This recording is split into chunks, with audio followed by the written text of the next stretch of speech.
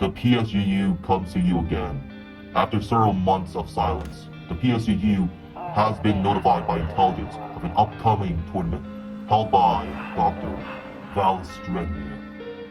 We weren't invited personally, but we will by all means participate.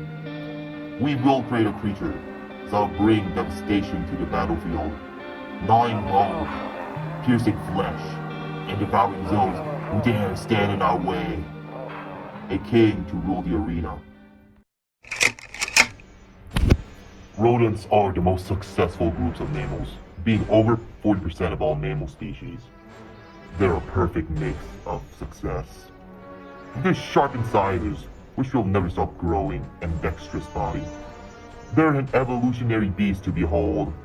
Wool makes a capybara and diprotodon for the basal genome. Don't be fooled by their cute appearance. They are the perfect contributors for a hybrid. With strong incisors, which will slice and punch through armor, and a robust body which could reach high speeds. Many of our enemies will be using size and groups to their advantage, so we will one-up them by using the largest, the Paleoloxodon. With size, we can leverage our weapons to their utmost effectiveness. The Paleo will make our hybrid weigh 8 to 11 tons. With its foot pads, bigger hybrid nearly silent while supporting its large weight. With its intelligence alongside the elephant's muscle, a hybrid will be cunning and dangerous, and exceptionally aggressive.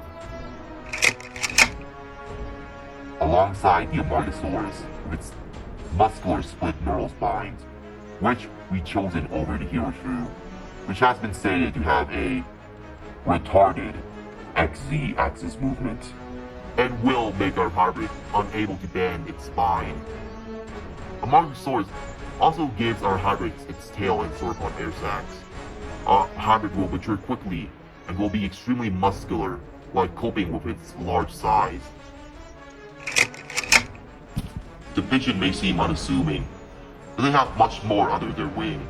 Its unison process of the ribs and extremely large chest tissue causes the rib cage to be extremely muscular alongside the arms. But we're also taking its eyes. We're using the Paleoloxodon to reduce its eyes, making them smaller. But it doesn't mean the vision is bad. Pigeons have eyes comparable to falcons, having a light flicker fusion of 143 Hz. That's higher than even peregrine falcons, and only beaten by one other vertebrate. Our rodent will be able to react to almost every attack that may come.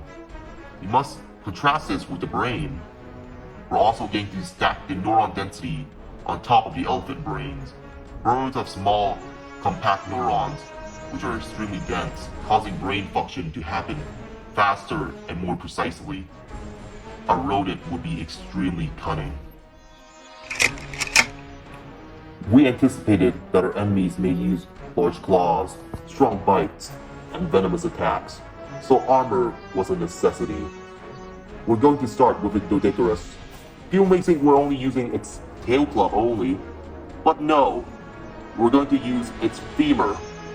Mixing alongside the Diprotodon's thick femur walls, it will make its limbs extremely thick and strong. This hybrid could absorb impacts from larger opponents, but our ace is in the head and the legs. We'll be taking its dermal bone from the skull and limbs and infusing it with the pigeon's beaks and leg scoots. Fusing the dermal bones and scales from each of those areas, giving our rat leg armor and head armor.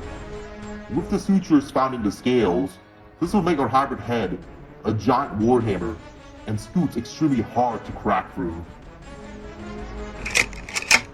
Thick skin has been one of the most effective armor in the modern age, even tanking bullets in some instances. That's why we're using both the rhino and hippo for the skin.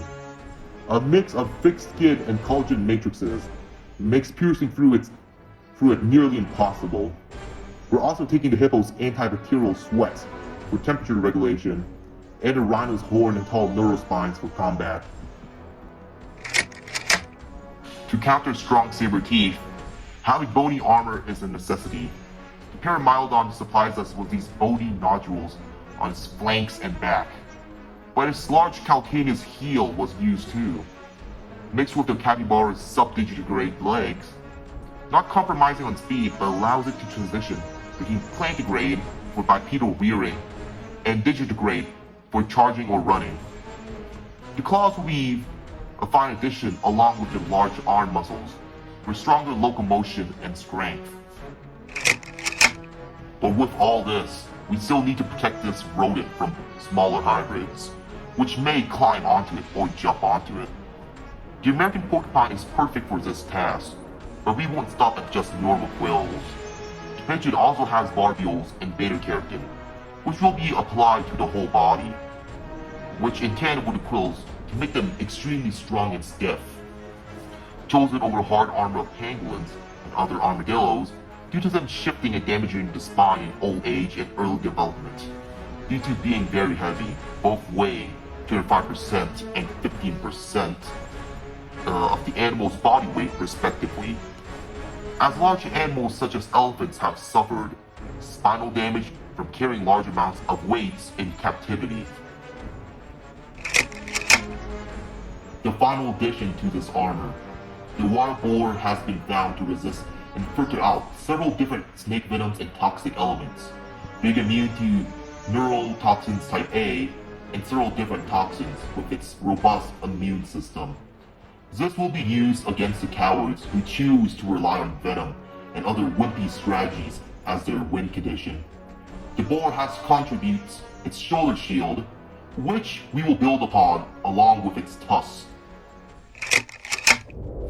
The final pre-Cenozoic choice our researchers chosen, and the only true predator of the genome, the baryonyx, spawning a giant thumb claw and serrate teeth, incorporating them into the whole structure, making the rodent use its thumb claws to punch and stab into major arteries, and concentrating slicing force into one singular point. This would be used when pinning some opponents down, or it could be used in precise slashes to cut open arteries and gash giant wounds. This would punch through armors and hide with ease, along with the already robust arms. This will be a devastating weapon to all that meets it. We all heard this already, to be frank, we're tired too, but we're going to use the Nolenosaurus glyphodon, mentioning its 40% higher teeth that concentrates on the outer layers of the teeth is already redundant. So then we'll skip to the skull. The skull of this rodent is heavily modified, extremely so, mixing attributes of the rhino's neutral crest and reinforced skull, the Dolenosaurus incisors, molars, and cranium, the boar's tusks and cartilage and muscles that concentrates around the snout, Doanchurus enlarging the lower mandible, hippo for incisors and composition, which will create a large cage mechanism in the frontal jaw, mixing with the shrew and capybara teeth, will make these incisors regenerate and eternally be sharp, alongside the hippo's masseter's notch. The jaws will have a wide gape, but the ace up our sleeve, which the baryonyx provides, is the abductor mandibulae and fenestra it has.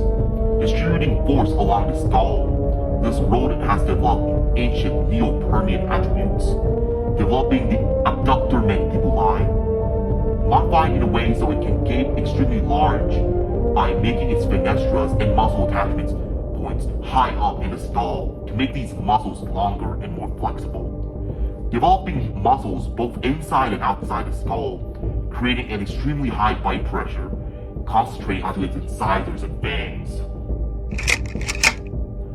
Creature Archives has shown the people that elephant seals are a worthy contributor, high myoglobin, large hearts, and blood volume, alongside its hemoglobin, which allows for extremely high oxygen reserves. But we must go further, as Creature Archives didn't account for the blood thickening and other attributes elephants have to reach such high stamina limits.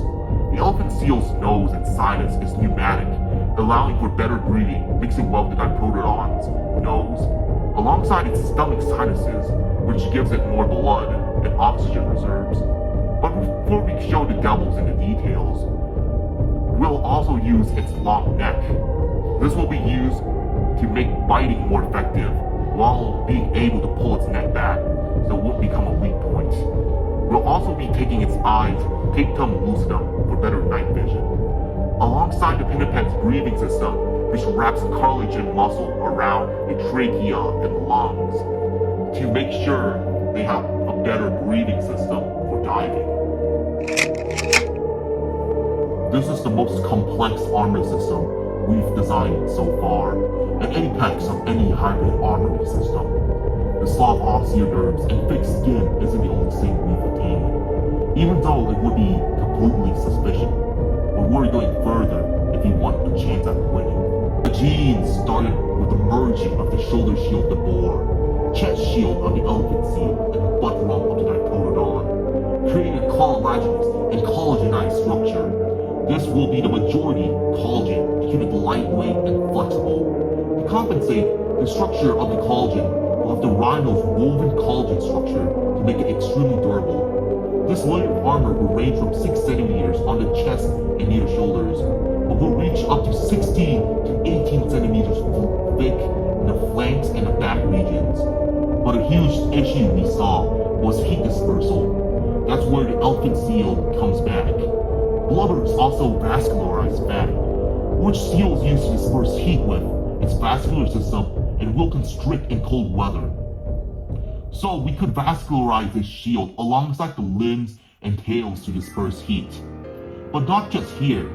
The dodecaris shell osteoids are dermal bones with a sandwich structure that are vascularized. So it would reinforce and make lighter the existing sloth osteoderms while allowing them to disperse heat. With a vascularized shield and osteoderms, our rodent will have a large supply of blood, storing way more oxygen than its opponent, while specking into light but thick skin like armor. For our final genome, the firefly squid, the only invertebrate that will be used in this animal, is due to its giant axons, which could range from 1 millimeter to 1.5 millimeters thick. While elephants and large animals only being 22 micrometers thick, our axons won't be as long as the squids, but it will be 5 to 12 times thicker than you'll usually expect from an animal of its size, concentrating mostly these large axons around the jaw and limbs. This allows our rodent to send signals around the body faster, making the muscles constrict faster and react almost instantly, making him extremely fast and strong for what his size implies. Along with his 143 Hz light flicker fusion, his reaction speed far surpasses every single opponent he would face. With all that, we're also using its bioluminescence, which can be turned on and off. This will be used to lure its opponents in the dark or in swampy areas, and will be used as a display of intimidation to scare away smarter opponents and a display for the audience. But the final addition is the squid's chitin protein matrix, which only be applied to the face because it's only found in the beak and nowhere else. This beak has a plywood structure and a protein structure which can withstand up to 4 to 8 GPa of strength. Mixing it all with the beta-carotene beak structure and sandwich structure of the dermal bones found in the face, it will make face armor nigh indestructible, while still being lightweight for what it is. We present you Ninkum Omega, the final lorded rats, sparring a bite force of 86 kilonewtons to 102 kilonewtons, concentrating it all onto incisors and tusks, chopping down and crunching, punishing anything that tries to escape its teeth with its serrations. With its jaw gape of 97 degrees, not even armored tanks and large animals are safe. With its strong arms and tail, this is an opponent to behold. Having a main specimen which weighs 11 tons, and another specimen which weighs 8 to 9 tons, both being male, due to their majority herbivorous and social animals in the genome, they have seemed to have collaborative behavior, while still sparring with each other and hunting prey in artificial environments, which we set up, which is their preferred environments of floodplains, flat grasslands, and swamps. They started off as juveniles, having to fight saber-toothed, snakes, and giant ungulates, sloths, and armadillos, and they started taking on larger proboscideans and rhinos as they grew up. With their extremely refined neural system, they developed strategies at a horrific pace, faster than any chimp or orca could, and intelligence that could be compared to a human. With all the auxiliary weaponry they possess, their claws, a giant 70-centimeter thumb claw, heavily reinforced skull for bashing, and rhino horns for striking, a tail club, and extremely strong jaws that could gape 97 degrees.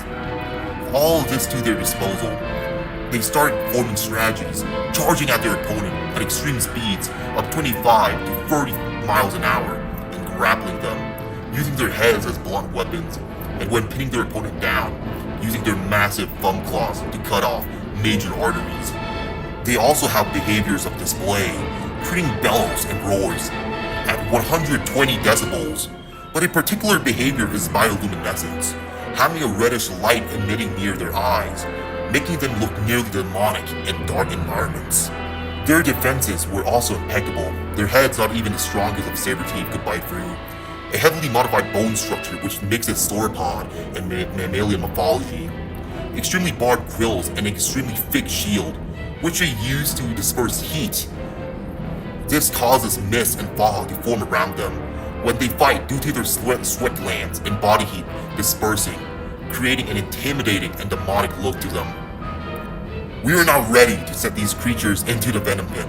Now go forth, Ninkulums, let the age of rats commence.